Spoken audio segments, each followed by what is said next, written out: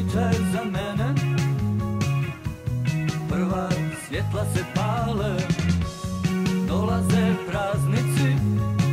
Još jedna stvar tiče se i HSLS-a i vas privatno. Tijekom zadnjih par mjeseci bio jedan tekst o tome da je u tom vašem odnosu s gospodinom Vojkovićem, koji ima i drugu dimenziju, jer vaš suprug radi u Croatia osiguranju. Da li to može otežavati i nekako odlučivanje vas kao osobe i predsjednice HSLS-a u slučaju Vojkovića?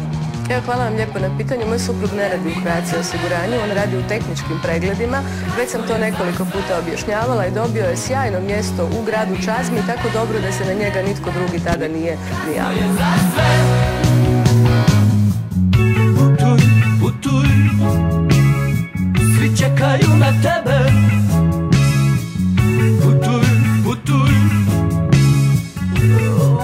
pogledaj me.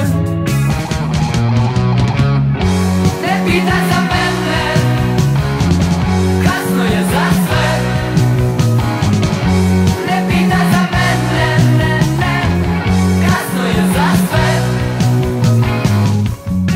Kraje godine